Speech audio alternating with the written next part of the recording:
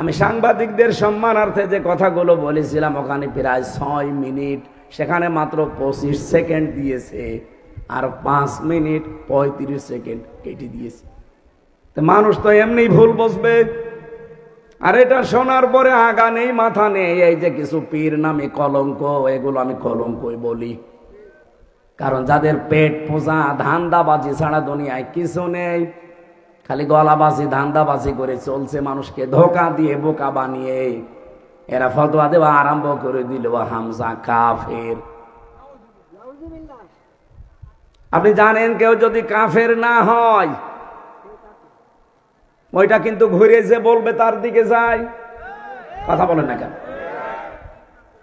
আমার মনের অবস্থা তো আপনি জানেন না, আমি কোন নিয়তে বলেছিলাম, কোন সিচুয়েশনে বলেছিলাম, কোন অবস্থায় বলেছি, ওটা আমি জানি আর আমার আল্লাহ জানে।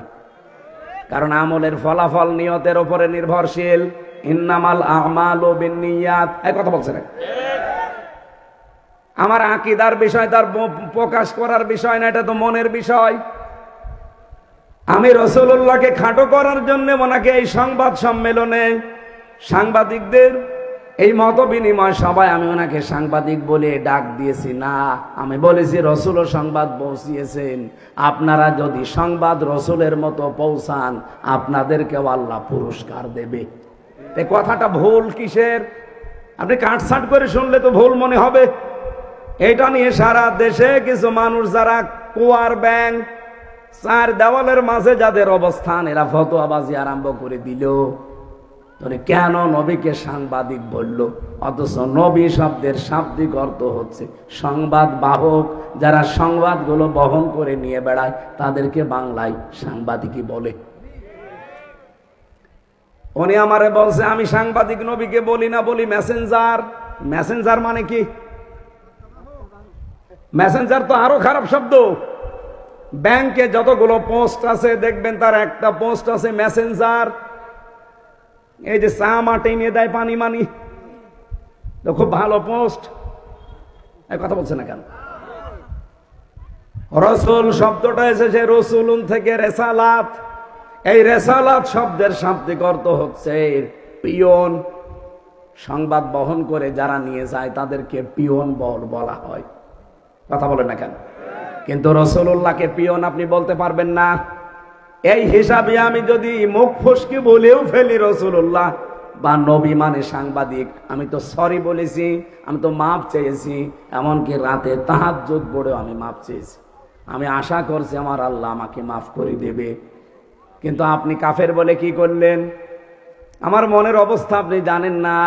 আন্দাজে কাফের ফতোয়া দিয়ে আপনি এখন নিজেই কাফের। আজকে ফেসবুকে একজন লিখেছে অমক পীর সাহেব কাফের, আসলেও কাফের। এত ফতোয়া আসে আপনার ফতোয়া তো হাসিনার বিরুদ্ধে শুনি না, আপনার ফতোয়া ডক্টর জাফর ইকবালের বিরুদ্ধে শুনি না, আপনার বিরুদ্ধে ফতোয়া তো ওবায়দুল কাদেরের বিরুদ্ধে শুনি না, আপনার ফতোয়া শাইন চাকলাদারের বিরুদ্ধে শুনি না। আপনার যত ফতোয়া সব আমির হামজা আর মিজানুর রহমান আজহারির বিরুদ্ধে। আপনি যে নাম নিয়ে বসে আছেন, এই নামটাই তো আমার কাছে মনে হয় যে এটা একটা নতুন জিনিস। ইসলামে পীর বলে কিছুই তো আমরা পাই না। কিসের পীর আপনি? আমি আপনাকে ছোট খাটো করার জন্য না, পীর শব্দটা যে নিয়েছেন এটা কোন জায়গায় আছে বলেন? আপনি যে বলছেন নবীকে সাংবাদিক বলা যাবে না, মেসেঞ্জার বলা যাবে কোন ফাঁকে? আপনি যে নিজেই বললেন নবী মেসেঞ্জার। এই কথা বললে নবীর সম্মান আরো খাটো হয়। ব্যাংকে যারা পানি চা টেনে দেয় তাদেরকে আমরা মেসেঞ্জার বলি। এরকম একটা পোস্ট আপনি নবীর নামে লাগিয়ে দিলেন। আর সাংবাদিক যে কত উপরের পোস্ট সেটাকে আপনি ফালতু শব্দ বললেন, উল্টা পাল্টা নাম দিয়ে আবল তাবল করে আমারে নাই ছোট করেন। কিন্তু সারা পৃথিবীর যারা হক্কানি সাংবাদিক, যারা ন্যায় পরায়ণতার উপরে টিকে আছে, সাংবাদিক মাহমুদুর রহমানকে আপনি খাটো করেছেন। এক কথা বলছেন না কেন? সাংবাদিক ইলিয়াসকে আপনি খাটো করেছেন, সাংবাদিক কনক সরওয়ারকে আপনি খাটো করেছেন। যারা জীবনের উপরে রিস্ক নিয়ে সংবাদগুলো প্রচার করে সেইটাকে আপনি ফালতু বললেন। আমি যে কথা তুলেছিলাম এটা বোঝানোর জন্য বলছি, খেলাফতের দায়িত্ব পালন করা দরকার জমিনে। আজ হাজারো পীর এই দেশে, 48,000-এর ওপরে পীর। আমি তো যতটুকু খোঁজ রাখি, পৃথিবীতে এমনও দেশ আছে যে 48,000 মানুষও নেই, অথচ পীর এই দেশে 48,000। এত পীর, একটা কেউ রাজপথে পাওয়া যায় না, জমিনে পাওয়া যায় না। নর্থ সাউথ বিশ্ববিদ্যালয়ে কোরআনের উপরে লাথি দিয়েছে, থুতু দিয়েছে, সেখানে ফতোয়াবাজি করতে পারো না। 48,000 পীর যদি একবারে রাজপথে নেমে বলে এর বিচার না হলে কেউ দরবারে ফেরত যাব না, বিচার কালকেই হবে। কোথায় আছেন আপনি? আপনি তো শুধু ভড়ি আর জব বানিয়ে ব্যস্ত আছেন। আপনি বলেন তো বাংলাদেশের একটা পীরকে দেখান যার ভড়ি বড় না, দেখান। আমি তো যতগুলো দেখেছি ওদের ভড়ি আর জহব্বা ছাড়া কিছু পাইনি।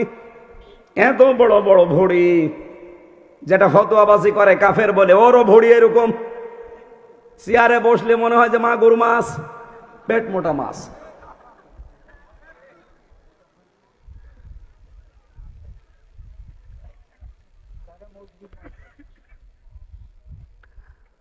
আমার মনে হয় এই দেশে একামতের দিন যারা কায়েম করতে চায়, হ্যাঁ তাদের ছোটখাটো ভুল ত্রুটি থাকতে পারে, কিন্তু আপনি কি করছেন?